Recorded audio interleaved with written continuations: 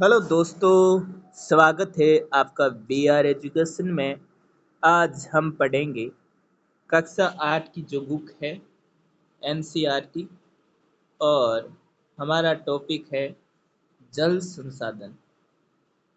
चलिए, तो इसमें हम राजस्थान की जो नदियाँ हैं उनके बारे में विस्तार से चर्चा करेंगे। चलिए शुरू करते हैं।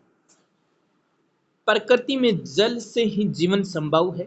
जल के कारण ही मानव साहित्य समस्त जीवन के क्रियाकलाप संपादित होते हैं। जल का उपयोग पेयजल, घरेलू उपयोग, सिंचाई, विद्युत उत्पादन, नौकायान, मनोरंजन, उद्योग आदि कार्यों में किया जाता है। जल के वे स्रोत जो मानव के लिए उपयोगी हो या जिनके उपयोग की संभावना हो को जल संसाधन कहते हैं। जल संसाधन किसे कहते हैं? जल के वे स्रोत जो मानव के लिए उपयोगी हो या जिनके उपयोग की संभावना हो वो जल संसाधन कहलाते हैं। यानी जल के वे स्रोत जो मानव के लिए क्या हो, उपयोगी हो, उसे क्या कहा जाता है? जल संसाधन कहा जाता है। राजस्थान के मुख्य जल स्रोत में झील, नदियां, उन पर बने बांध व नहरें, तालाब, कुएं, नलकूप आदि है। तो राजस्थान के जो प्रमुख जल स्रोत है वो कौन कौन से? झीलें, नदियां, उन पर बने नहर, तालाब, कुएं, नलकूप आदि है।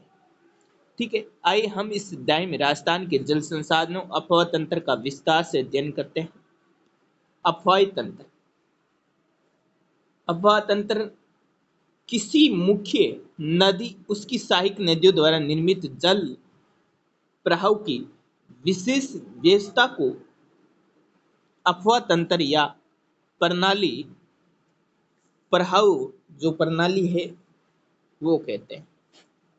ये धरातलीय बनावट भूगर्भिक संरचना से प्रभावित होती। हम जानते हैं कि जल का सामान्य स्वभाव है ढाल की ओर बहना। विद्वानों के अनुसार ये माना जाता है कि आज से लगभग 3000 वर्ष पूर्व सतलज, यमुना और प्रयोग ऐतिहासिक कालीन सरस्वती नदी राजस्थान से होकर बहती हुई गुजरात में भैरुंज के पास अरब सागर में गिरती थी।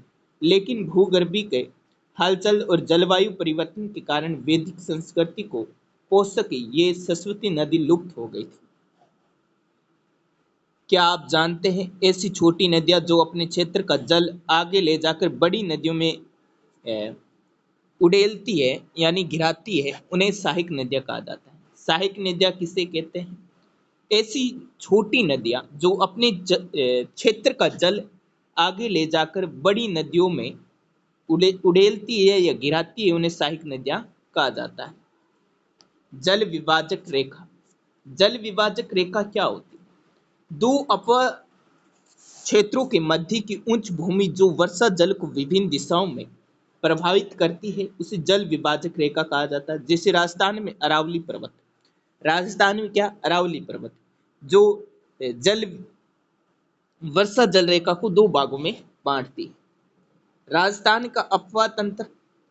राजस्थान के अपवाह तंत्र को हम जानते हैं कि तीन भागों में बांटा गया है। एक है बंगाल की खाड़ी अपवाह तंत्र, एक अरब सागर का अपवाह तंत्र और आंतरिक आंतरिक अपवाह तंत्र। तीन भागों में बांटा गया है। अरावली पर्वत से पूर्वी भाग में बहकर अपना जल बंगाल की खाड़ी में ले जाने वाली चंबल, काली सिंध, देखिए इंपोर्टेंट नदियां हैं। चंबल, काली सिंध, पार्वती, बनास, बेड़च और इसकी सहायक नदियां, और इनकी सहायक नदियों को बंगाल की खाड़ियों का अपवाह तंत्र कहते हैं। कौन कौन सी नदी? एक चंबल, काली सिंध, पार्वती, बनास, बेड़च, ये बंगाल की खाड़ी का अपवाह तंत्र है। ठीक है, अरावली पर्वत से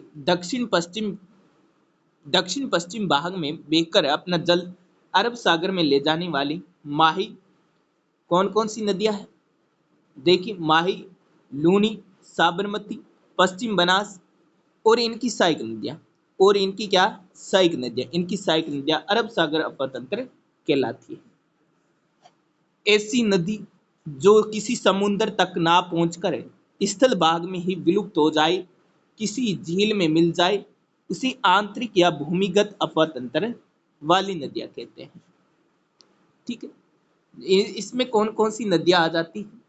इसमें हमारी आ जाती घग्गर, बाणगंगा, कांतली, साबी, रूपारेल, मेंढा आदि नदियां आंतरिक अपतंत्र का उदाहरण है। तो आंतरिक अपतंत्र में कौन कौन सी घग्गर आ जाती है?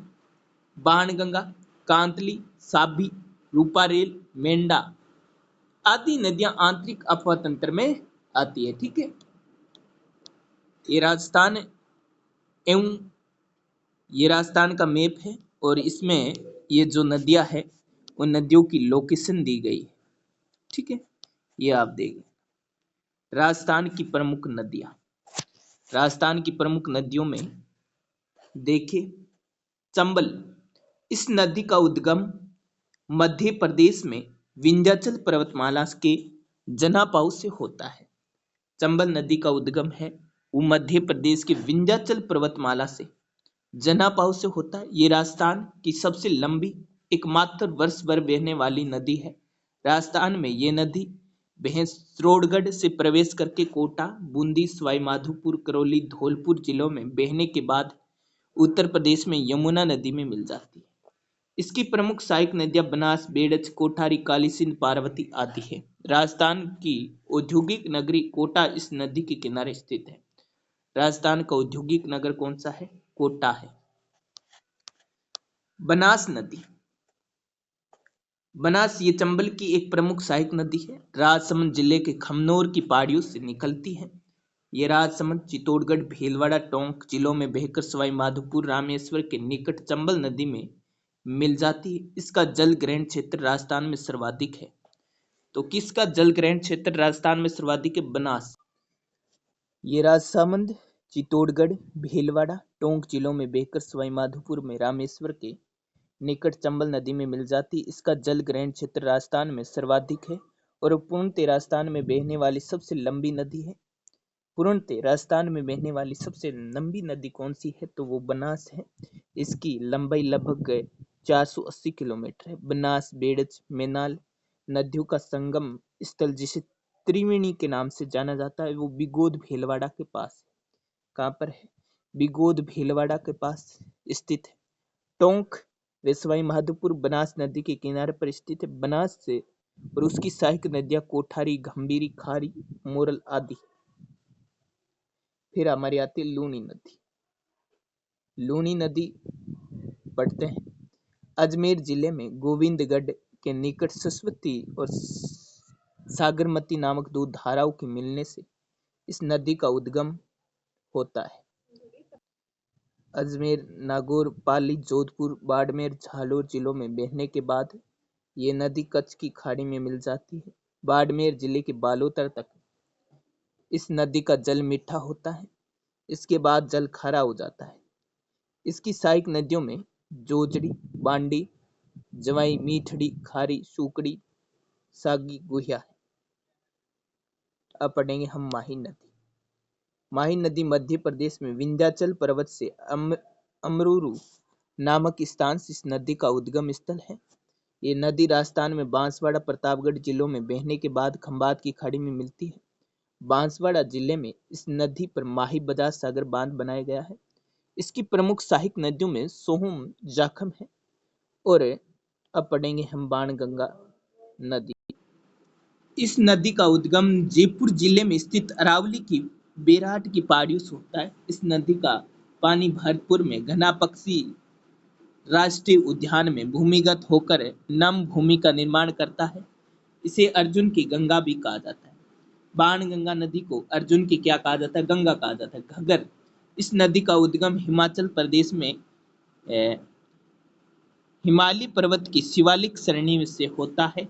उत्तरी राजस्थान में ये नदी हनुमानगढ़ में प्रवेश करके श्री गंगानगर में भूमिगत हो जाती है। इस नदी को प्राचीन सरस्वती नदी की सहायक नदी माना जाता है। ये राजस्थान की आंतरिक प्रवाह वाली सबसे लंबी नदी। तो आंतरिक प्रवाह वाली सबसे लंबी नदी कौन सी है? तो वो कौन सी है? घग्गर नदी है। राजस्थान की प्रमुख नदी और घाटी परियोजनाएं। राजस्थान की प्रमुख नदी और घाटी परियोजनाएं पढ़ते हैं। नदियों पर बांध बनाने से जल विद्युत उत्पादन, सिंचाई, पेयजल, वृक्षारोपण, भूमिगत जल स्तर में वृद्धि, बाढ़ नियंत्रण, मृदा अपरदन और पर्यटन आदि कई प्रकार के उद्देश्य पूरे होते हैं। इन्हीं कारणों से इन्हें बहुउद्देशीय परियोजना भी कहा जाता है। भारत की प्रथम प्रधानमंत्री पंडित जवाहरलाल नेहरू ने इस नदी घाटी परियोजनाओं के महत्व को देखते हुए इन्हें आधुनिक भारत का क्या कहा है, आधुनिक भारत का मंदिर कहा है। किसने? पंडित जवाहरलाल नेहरू ने नदी जो ये परियोजनाएं हैं, नदी घाटी परियोजनाओं को क्या कहा है? आधुनिक भारत के मंदिर कहा है। राजस्थान से संबंधित प्रमुख नदी घाटी परियोजनाओं का विवरण इस प्रकार है।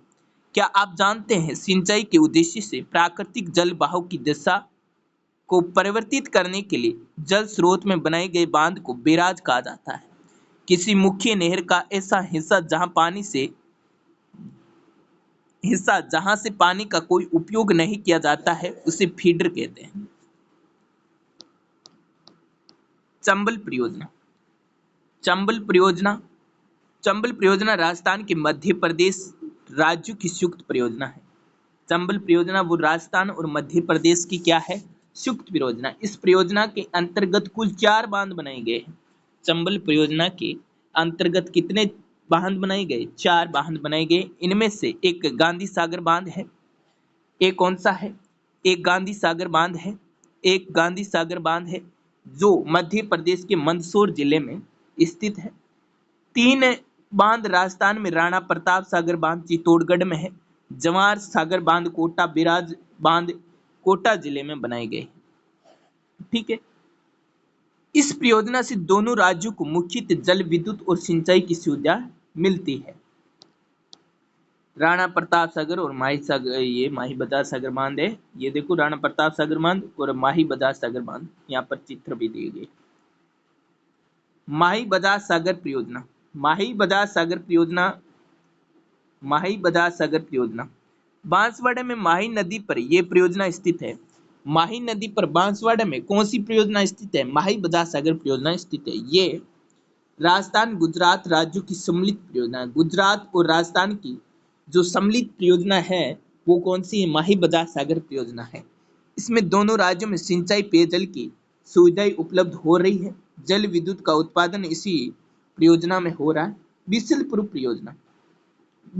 परियोजना राजस्थान की टोंक जिले के टोडा राय सिंह नगर के पास बिसलपुर गांव में बनास नदी के मुख्य पेयजल के उद्देश्य से इस परियोजना का निर्माण किया गया। इस परियोजना से राजस्थान के जयपुर, अजमेर, टोंक सहित अन्य क्षेत्रों को पेयजल का आपूर्ति की जाती है या उपलब्ध कराया जाता है। अब अगला हमारा आता है सरदार सरोवर परियोजना। गुजरात, मध्य प्रदेश, महाराष्ट्र, राजस्थान की संयुक्त परियोजना है। गुजरात में नर्मदा नदी पर किया गया है। ठीक है। गुजरात, मध्य प्रदेश, राजस्थान और महाराष्ट्र की संयुक्त परियोजना है और इस परियोजना का निर्माण है वो गुजरात में कहाँ पर किया गया है? नर्मदा नदी पर किया गया है। इस परियोजना से राजस्थान के दक्षिण पश्चिम में एक नहर बनाकर लाए गए जल से बाड़मेर तथा झालोर जिले में सिंचाई और पेयजल सुविधा मिलती है। इनके अतिरिक्त राज्य में विकसित अन्य नदी घाटी परियोजना पाली जिले में जवाई नदी पर जवाई परियोजना, डूंगरपुर जिले में सोम नदी पर सोम कमला अंबा परियोजना। देखो सोम कमला अंबा परियोजना। और जवाई नदी पर कौन सी परियोजना?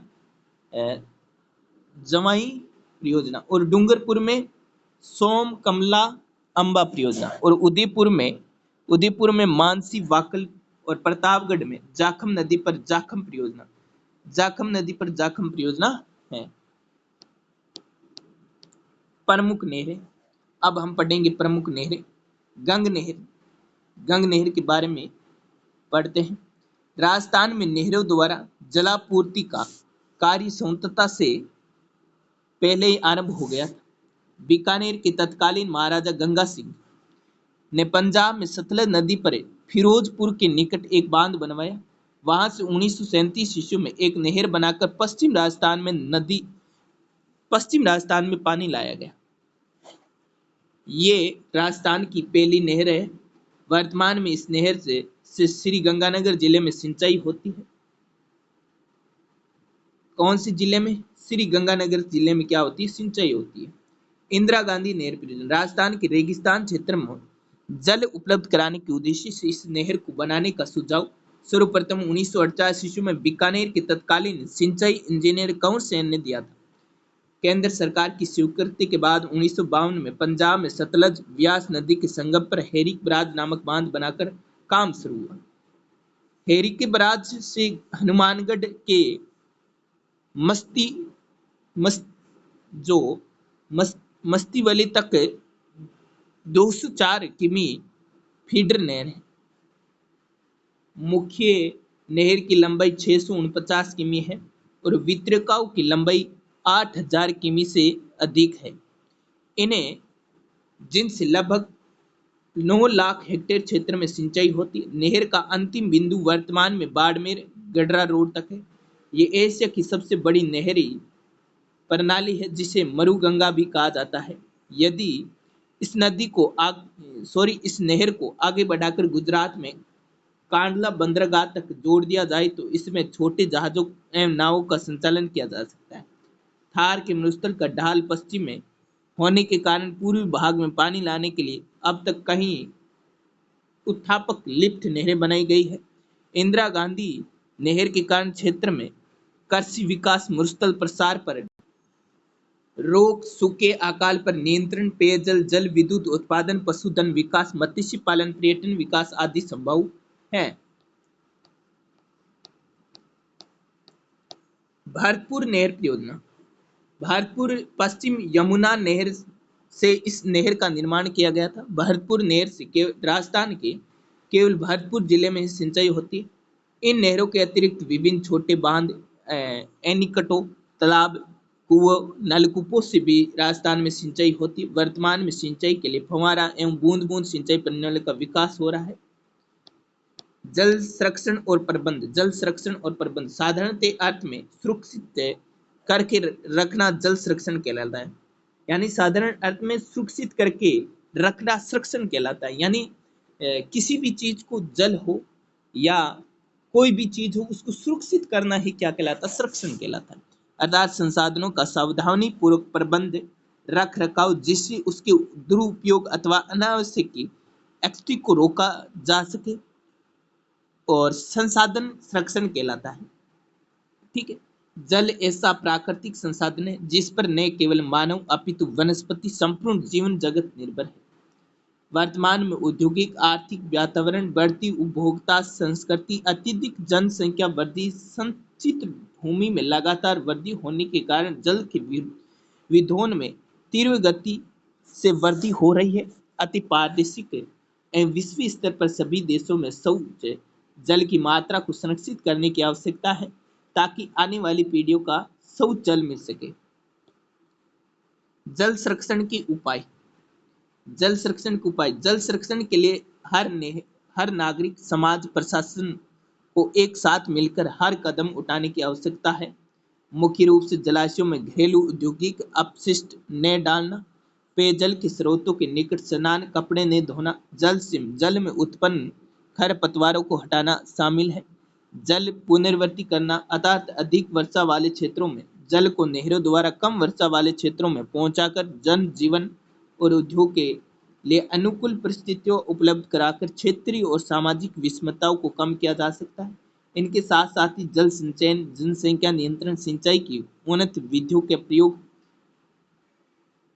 का प्रयोग, वनावरण में वृद्धि, भूमिगत जल विवेकपूर्ण उपयोग और जल की पुनरावृत्ति आदि प्रयत्नों से जल की कमी और जो अवनयन की स्थिति में सुधार लाया जा सकता है। राजस्थान के लगभग हर क्षेत्र में कई प्रकार के जल स्रोत पाए जाते। प्राचीन काल में इन जल स्रोतों से लगभग लोगों को जल उपलब्ध होता था। इन्हीं अच्छी तरह से देखरेख की जाती थी और राज्य के विभिन्न जिलों में पाए जाने वाले तालाब, कुएं, बावड़ियां आदि इसके उदाहरण हैं। तत्कालीन राजा महाराजों ने जल संचयन, जल संरक्षण के लिए कई उपाय किए। इसी तरह के प्रयास उदयपुर के शासकों द्वारा भी किए, जिनके संक्षिप्त जानकारी यहाँ दी जा रही है। ठीक है। उदयपुर ऐतिहासिक जल प्रबंध प्रणाली एक अध्ययन। राजस्थान में जल संचयन की विचारधारा बहुत प्राचीन है। यहाँ के राजाओं शासकों ने कई झीलों का निर्माण करवाया। जयसमंद झील का इसका अच्छा उदाहरण है, जिसका निर्माण मेवाड़ के महाराजा जयसिंह ने सन 1667 से 1691 ईस्वी तक गोमती नदी पर करवाया था, जो विश्व की मीठे पानी की सबसे बड़ी मानव निर्मित झील मानी जाती है। जल संरक्षण के लिए नदी को मोड़ने, जोड़ने, झीलों को जोड़ने विश्व के सबसे पुराने उदाहरण भी मेवाड़ में देखे जा सकते हैं। उदयपुर शहर के पश्चिम उत्तर में 6 किलोमीटर दूरी पर स्थित चिकलवास गांव के समीप आड़ नदी पर महाराणा फतेह सिंह जी द्वारा एक बांध बनाकर वर्षा ऋतु में प्रवाहित अतिरिक्त जल को फतेह सागर पहुंचाने के लिए एक चिकलवास नहर का निर्माण करवाया गया था। इस नहर का निर्माण से फतेह सागर में आहड़ नदी का पानी 118 वर्ष पहले पहुंचा दिया गया था। 470 वर्ग किलोमीटर में फैली घाटी में क्रमबद्ध जलाशयों का निर्माण नदियों को आपस में जोड़कर यहाँ के तत्कालीन शासकों ने स्थानीय स्तर पर उपलब्ध वर्षा जल प्रबंधन एवं संरक्षण का प्रशंसनीय कार्य जनहित में किया था, जो आज भी सुचारू रूप से चल रहा है। उदयपुर बेसिन में गोवर्धन सागर, दूध तलाई, पिछोला झील, अमरकुंड, कुमारिया तालाब, रंग सागर, स्वरूप सागर, फतेह सागर जलाशयों का निर्माण जल प्रबंध की दृष्टि से विश्व भर में सर्वोच्च उदाहरण है। वर्षा ऋतु में जब जलाशय पानी से भर जाता है तो इन सभी जलाशयों का जल स्तर एक समान हो जाता है, वे पानी आपस में मिल जाता है। उदयपुर बेसिन में विभिन्न छोटे बड़े जलाशय सिंचाई, पेयजल, पर्यटन, विकास हेतु प्रबंध के उत्तम उदाहरण है। महाराणा राज सिंह जी प्रथम द्वारा नदी बहाव को कृत्रिम रूप से मोड़कर उसे स्थायित्व प्रदान किया। मेवाड़ का प्रसिद्ध तीर्थ स्थल उबेश्वर क्षेत्र में वर्षा ऋतु में बहने वाली नदी को मोड़कर मोरावनी नदी में मिला दिया। इस प्रकार उबेश्वर क्षेत्र के जल को जना सागर और फतेह सागर में पहुंचा दिया गया। उबेश्वर के जल को मोरवानी नदी के साथ मिलने का कार्य सन 1670 से 85 के बीच किया गया था। ये जो नदियां है उसका दिया गया पिछोला झील के बारे में, ठीक है। अब देखो महत्वपूर्ण शब्दावली। अफवाही नदी जल का बहना अफवाह कहलाता है। अवशेष बचा हुआ, अपशिष्ट अनुपयोगी पदार्थ, अपशिष्ट संरक्षण सुरक्षित रखना, रख रखाव करना संरक्षण कहलाता है। कैसी लगी क्लास? चैनल को सब्सक्राइब कर देना और एक लाइक भी कर देना।